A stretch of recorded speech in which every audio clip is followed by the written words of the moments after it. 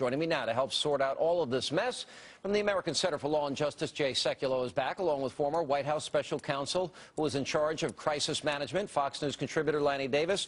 Well, in fact, what Jay Carney, the propagandist, said there is not true, Lanny, because the meetings that took place, for example, there were Solyndra executives that literally were in the White House, according to White House logs, the week before the company received the $535 million. The meetings took place at the White House while a White House budget analyst warned in an email this deal's not ready for prime time. Also, the Office of Management and Budget said they had a gun at their head. There isn't time to negotiate. And the Vice President's office was told, we would prefer to have sufficient time to do our due diligence reviews. Now, this is also there's one of the top guys here bundled $500,000 for the president. You don't see a problem for the White House here? Well, you're connecting dots without facts. I certainly do see a problem. No. Lanny, I got the email. No, don't accuse me of not having the facts. Stop, Lanny. Don't accuse me of not having the facts. I gave you the emails. They're all on the record. If you would spend some time and do your research, you would have read the same thing. So what the emails say is that they were pushing OMB to make a decision to schedule an event. The emails don't say that they influenced the decision to award the loan, and that loan began under the Bush administration. So do you have an email that says the White House influenced the decision? You know, actually, the loan did begin under the Bush administration, but Lanny, and you know, you're great at crisis management. You would have the facts. The fact is, 10 days before President Obama was sworn into office, the evaluation team that puts the recommendation finally together unanimously said this loan should not be approved. Here's what you've got. The presidency or the White House or the administration within that context, clearly, for political expediency, let's be realistic here, they wanted this deal to be the showcase for their green jobs. The problem is the government is institutionally incapable of doing the due diligence necessary, so what do you end with? You end with a situation where the email evidence shows that the own analysis done by the administration's officials said that this company would be out of money in September of 2011. Guess what? They are. And the White House own emails say, if we're going to unwind this deal after the, as Sean mentioned, the email that said they're not ready for prime time, the deal was not ready for prime time, they said if we're going to unwind this deal, we better do so quickly. Why'd they have to do so quickly? The White House had targeted this deal to be the showcase for the green jobs. No green produced here. A lot of, unfortunately, economic losses, and a lot of people lost their jobs, and the American taxpayers are out $500 million. Look, it sounds like this was a bad decision and a bad loan, but you're speculating that it had anything to do with a donation or anything to do with political influence. They may have just made a wrong decision, and also you are speculating that the White House had anything to do with the decision to award the loan.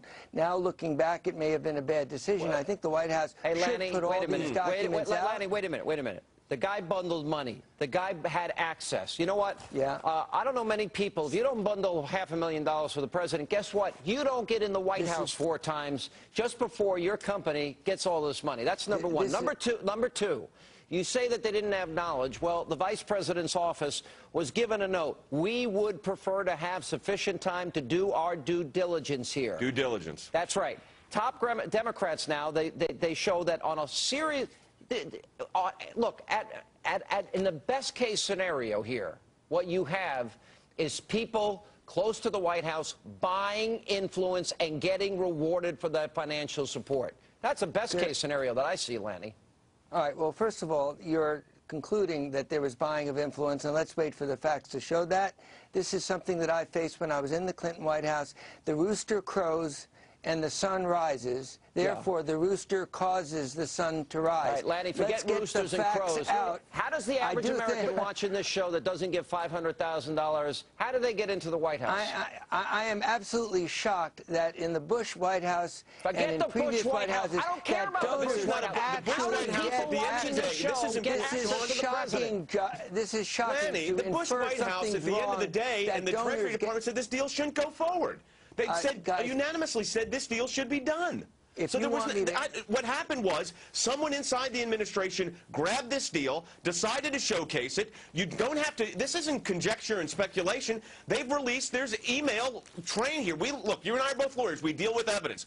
The evidence here is showing that this deal was looked at by the White House, decided to be highlighted. The loan was rushed through without due diligence. You know, the best light that this can be put in, and Lanny, you're great at handling crisis communication. The very best light this could be put in is not that it was just a bad loan. It was a bad loan rushed through by a government and a White House that wanted to showcase something for their Green Jobs program, and the American taxpayer are stuck with the bill here. That's the problem. Let me do a quick suggestion to the White House, because this is a crisis management issue. What we would do in the White House is to put everything out, all the emails, every piece of correspondence, every piece of paper, to show the White House's involvement, find out what happened at the Energy Department. If they made a wrong decision, then it's a wrong decision, but we can at least clear the air. Lanny, that's what I would recommend. Can any American decision over $10,000? This is $500 million. And Lanny, someone who bundled money for the president, and Lanny, hold it here. Let's be realistic. And they pushed this thing on fast forward because the president wanted to highlight the Green Jobs program. Let me ask Lanny, one last question. No green here, a lot of red, unfortunately. Hang on a second. I have one last question. Yep. Hold on a second. Do you really believe that the average person watching this program, if they didn't bundle $500,000 for the president, that they would have access to the White House 4 times the week before they got $500 million? Do you really believe that, Lanny Davis? Look in the camera and tell the American people you believe that. I think that people who bundle money get access to the White House, whether they're Democrats or Republicans. 4 times the week before they got $500 million. Everybody watching this show knows that big donors go to Republican White Houses and Democratic White Houses. No, it's Bush's and that's fault. a bipartisan But big donors don't get $500 million in loan for a company that the Treasury Department and the analysis said should not be getting this loan. That's the difference. You can say people get to the White House, but they don't get $500 million when the government's own analysis said, don't give them the money, it's not ready for prime time. I don't want to talk over you. Big donors do things and get on the merits, even though they're big donors. It could have been on the merits. On the merits. Week before, 4 meetings with the White House. Everyone says don't do it. He does it anyway. Coming up, more bad news for the White House on the economy.